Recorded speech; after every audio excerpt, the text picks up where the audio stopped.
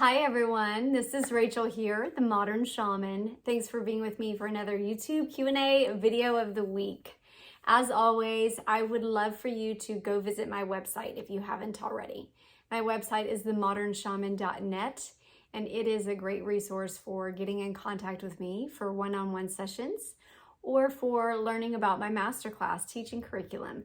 All of the modules and the portal to link you to those modules can be found on my website. Again, that's themodernshaman.net. Okay, here's the question for this week. It says, Rachel, I work as a healer, and lately there have been a lot of clearings for strong drug addictions like heroin and meth. How do I keep myself clear as a healer after dealing with these heavy, dark, sticky energies? Sometimes I feel like they hang around with me for days after these types of sessions.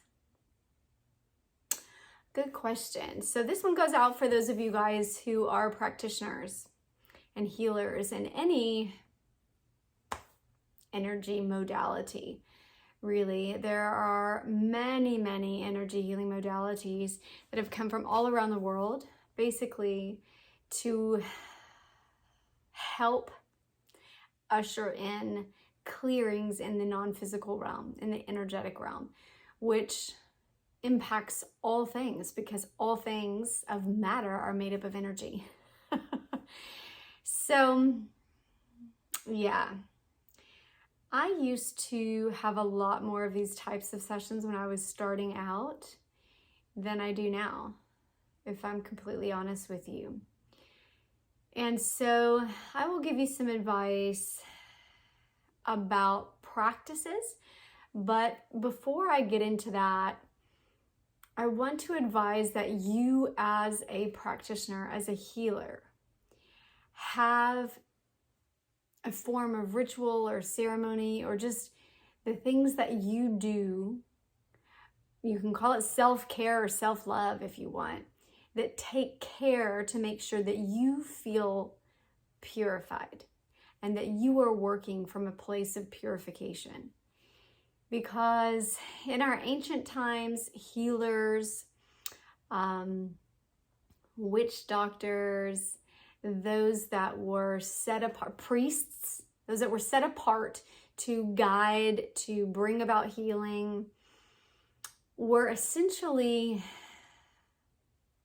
put into situations, living situations, and moral and ethical situations that set them apart for purification. And this helped their healing practices.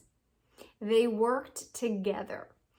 So oftentimes when you see in the native communities, native healers or shamans, we live separate from the community, maybe in a little hut or a house that's further out from the energy of the community, set apart for purification purposes, set about more in forests. You may have heard of the witches or mystical people that live in the forest that essentially cloister themselves away, creating an atmosphere, an energetic atmosphere. It's a very palpable thing that assures a sense of rejuvenation for themselves as a healer to perform the practices and the ceremonies that they do. Now, our modern times doesn't really have this. You can't necessarily separate out yourself unless you're like a priest or a nun or something like this living in a monastery, but essentially we don't have access to those people as our daily healers, right? Unless we're going for confessional or something like this, but they're not necessarily healing our body. Some do, right? That still perform exorcisms and stuff like this. But for the most part, this is not the way our current modern society lives in conjunction with its healers. So taking that into consideration, you're going to need to make sure that you have personal practices as an energy healer, no matter what modality you perform that in, to where you are purifying yourself and keeping yourself at your utmost highest vibration. Now, those may be bathing ceremonies where literally you get in the bath, you put Epsom salts in the bath, and you set a very clear intention to let everything drain from your energetic, your physical, your mental, and heart space that is heavy or that is holding you down, and that you may infuse yourself with as much light and purity as possible. Maybe saging yourself in the morning every day and washing your auric field with the sage and the Palo Santo to clear out your energy field. It may be your daily prayers. Whatever it may be for you, you're going to need to have a practice of regenerative and sustaining your purification as a healer. Because if you don't do that, you'll feel yourself kind of falling more and more into the drama of the 3D. And it's important to feel set apart from that in order to vibrationally sustain the clarity and connection points with higher guidance and channeling those energies. And those are the nullification of the negative energies. So when you're dealing with clearing heavy energies, negative energies, you have to have the polar opposite within you to have a lasting impact. You have to have that holiness, that sacredness, that angelic energy, whatever you want to call it, celestial energy, high vibration, high frequency. That comes from the purity within you. That comes from your connection with the divine consciousness and those divine frequencies. So it's important for you to have a level of purification for yourself. That's my first piece of advice for you. Now, when we talk about technicals, looking at your question, how do I keep myself clear as a healer?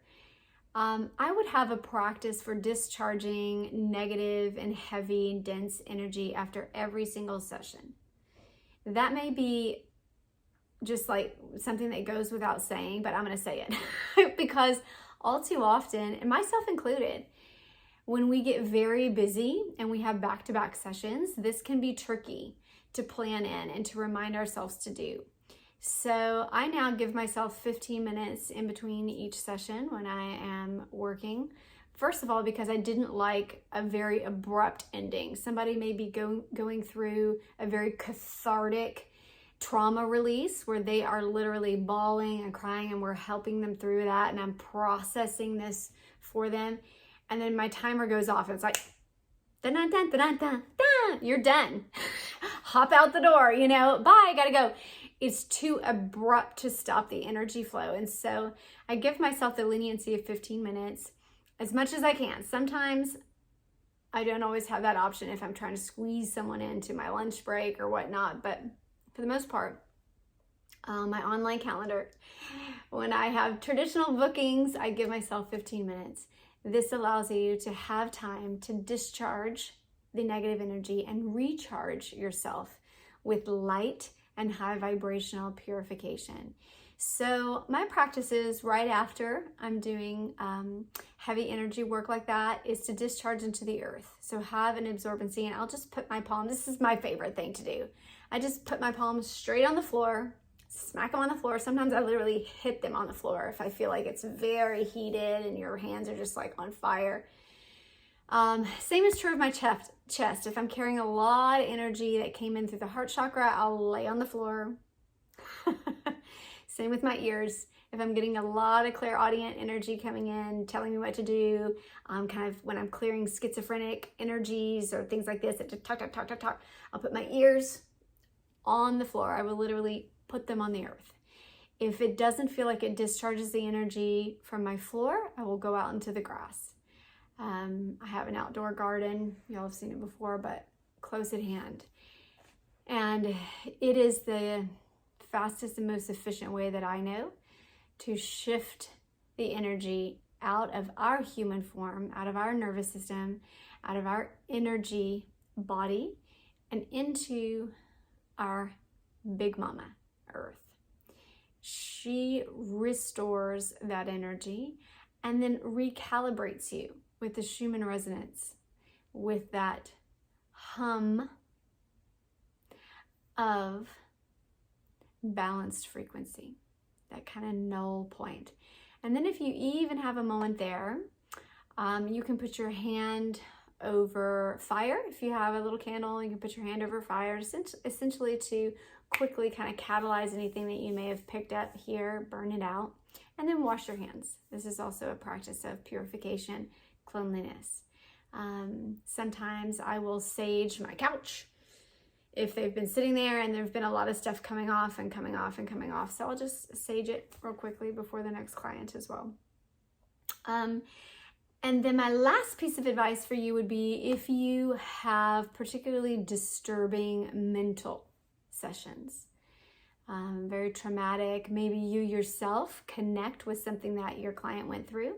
This often happens as healers because the way that spirit works is it uses our wounds to heal those that have similar wounds. And the irony and the perfection of this is that oftentimes what spirit is channeling or bringing through you is also for you and reflecting something in you. And so oftentimes we may walk away from a session feeling like, wow, that was for me as much as it was for them, and I need to process this. Or I have disturbing reflections, memories, triggers that come up from things that are being released from my clients. When this is the case, it's important to shift afterwards into your own time of healing. And oftentimes as healers, we don't do this. We go through a whole day and then we remember, oh, that one client in the morning that had a particularly disturbing session, and we have a nightmare about it. Or those spirits seem to plague us when we're sleeping, something like this. And we work on our psychic boundaries, but here's the deal. If there's something speaking to you at the same time, just make a note of it. I tend to grab a sticky note real quick and I put it on the side. That's for me. And then at the end of my workday, I look over those sticky notes from the things that spirit channeled for me or said I need to work on, or triggers that were particularly impactful to me. And I'll take about a 30-minute time to just do my own healing process. For me, I do drumming. And a lot of times I'll take my shamanic drum and I'll just drum over myself. I'll use the rattle and rattle out some areas that feel particularly stuck within me. If there's processing that I need to pray through, speaking to my higher guidance, and I'll do that at that time. And then I'll usually, again, move myself into an alternate energy, which would be to kind of nullify the darkness. So laughter, joy, ease. That may be something. So clearing it out and then essentially filling it back up with the energy that's opposite of that. If I felt sad, if I felt depressed, if I felt hopeless or just angry, whatever the energy would be, I would put the opposite energy into myself at the end of that day. So a lot of times it's laughter for me. Laughter opens so much of that heart chakra and brings air in, the air of change. The wind is such a beautiful element to move with grace and ease and shift our whole body through breath work, through bringing that air in. And laughter brings a lot of air into our heart space. So I hope that is a blessing to you. To number one, work on the purification of you, setting yourself apart, not necessarily, like I said, cloistering away, but having a practice that feels like you maintain your own level of personal purification in your spirit. Second thing is having a discharge of that energy into the earth after each session. And then the third thing, having a way to deal with the disturbing aspects of some sessions that you may have that either trigger you personally or stick with you longer, that you may need to process after your daily sessions, and then fill yourself with the opposite energy to essentially nullify the energetic charge that you experience that day. I hope that blesses you. I am grateful for you. I am grateful that you are doing the work that you're doing. Never, ever forget that. All right. Blessings, you guys. I'll be back next week with another video.